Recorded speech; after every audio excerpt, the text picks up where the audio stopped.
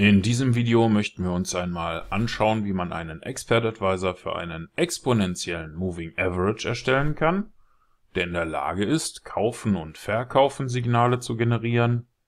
Immer wenn der Preis sich unterhalb dieser gelben Linie hier befindet, dann ist das ein Verkaufensignal. Im anderen Fall, wenn sich der Preis hier oberhalb der Linie befindet, dann generiert das ein Signal, um zu kaufen. Wie können wir jetzt einen Expert Advisor für diesen exponentiellen gleitenden Durchschnitt erstellen? Um das zu tun, klicken Sie bitte hier oben auf diesen kleinen Button oder drücken die F4-Taste. Das ruft dann hier den Meta-Editor auf und hier klicken wir auf Datei, Neu, Expert Advisor aus Vorlage, Weiter. Ich vergebe hier einmal den Namen Simpler EMA für Simpler Exponential Moving Average, klicke auf Weiter. Weiter und fertigstellen und jetzt kann alles oberhalb dieser OnTick-Funktion hier gelöscht werden und auch die zwei Kommentarzeilen werden entfernt. Zunächst erstellen wir eine Variable für unser Signal, die bekommt auch den Namen Signal, ist vom Typ String, damit sie Textketten aufnehmen kann und wir weisen hier noch keinen Wert zu, denn den möchten wir noch ermitteln. Dazu berechnen wir den Durchschnitt der letzten 20 Kerzen. Das machen wir mit der Funktion IMA, die ist in MQL4 enthalten. Der erste Parameter hier ist für das Währungspaar auf dem Chart. In unserem Fall wäre das das britische Pfund gegen den australischen Dollar.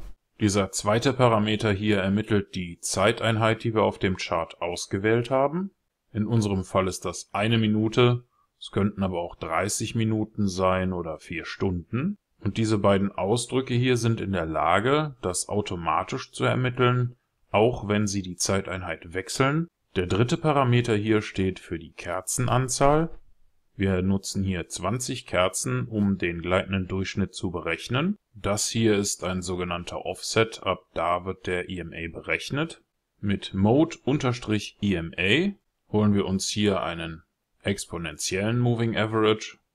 Mode SMA beispielsweise würde uns einen Simple Moving Average liefern, also einen einfachen gleitenden Durchschnitt. Es gibt auch noch einen geglätteten und einen linear gewichteten gleitenden Durchschnitt.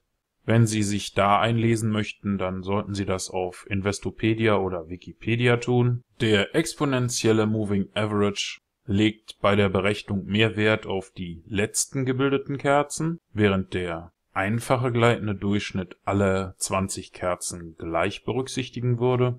Der nächste Parameter heißt Price_Close. Der liefert uns den sogenannten Close Price. Wenn wir hier unseren Test kurz anhalten und die Maus hier über eine Kerze halten, dann sehen wir, dass wir einen Open, High, Low und Close Price haben.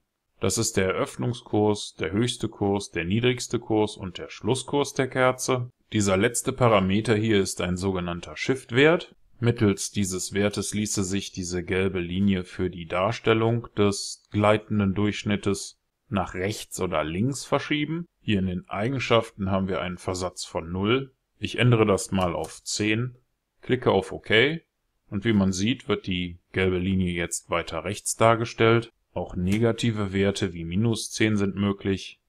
Dann wird die Darstellung weiter nach links verschoben. Okay, mit diesem kompletten Ausdruck hier haben wir jetzt einen gleitenden Durchschnitt berechnet. In der Praxis hat diese Linie an allen Punkten einen bestimmten Wert und wir möchten jetzt prüfen, ob dieser Wert unter dem Bitpreis liegt. Wenn man auf eines dieser Währungspaare hier doppelt klickt, dann sieht man einen roten und einen blauen Preis. Der rote Preis ist das, was wir zahlen müssen, wenn wir etwas kaufen.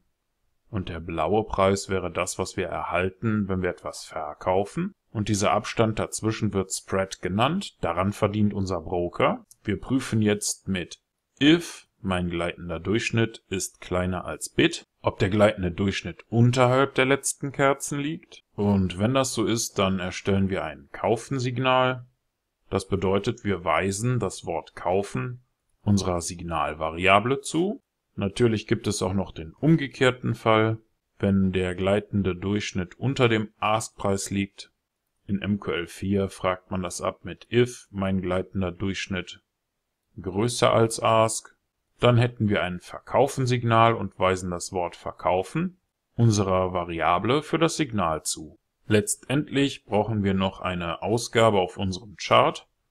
Die wird mit dem Command-Befehl erzeugt und der gibt den Text "Das aktuelle Signal ist" und den berechneten Signalwert aus. Wenn Sie soweit fertig sind, dann können Sie hier oben auf Kompilieren klicken oder die F7-Taste drücken. Das sollte ohne Fehler und Warnungen funktionieren. Und wenn das bei Ihnen geklappt hat, dann klicken Sie einfach hier oben oder drücken Sie F4 auf Ihrer Tastatur, um in den MetaTrader zurückzukehren. Und im MetaTrader nutzen wir jetzt einen kleinen Trick. Wir klicken auf Einfügen, Indikatoren, Tendenz, Moving Average, stellen hier die 20 Kerzen ein und wählen als Methode exponentiell, Anwenden auf Close aus. Danach bestätigen wir mit OK. Hier ist unser gleitender Durchschnitt. Und jetzt klicken wir mit der rechten Maustaste in das Chart, wählen Vorlagen, Vorlage speichern und speichern das Ganze unter dem Namen tester.tpl, denn das ist der Name der Schablone, die im Strategietester für den Backtest genutzt wird. Wenn Sie damit fertig sind, klicken Sie bitte auf Ansicht, Strategietester oder drücken Sie die Tastenkombination STRG und R. Das ruft dann hier den Strategietester auf und hier wählen wir die Datei simpler.ima.ex4 aus. Bitte markieren Sie den Haken für den visuellen Modus und starten Sie Ihren Test. Und so sieht unser Expert Advisor im laufenden Betrieb aus. Er erzeugt hier oben jetzt Kaufen und Verkaufen Signale, je nachdem ob unser gleitender Durchschnitt oberhalb oder unterhalb der aktuellen Kerzen ist. Und Sie haben in diesem kurzen Video gelernt, wie Sie das selbst programmieren können und Sie haben das in ein paar Minuten getan mit diesen paar Zeilen hier in MQL4.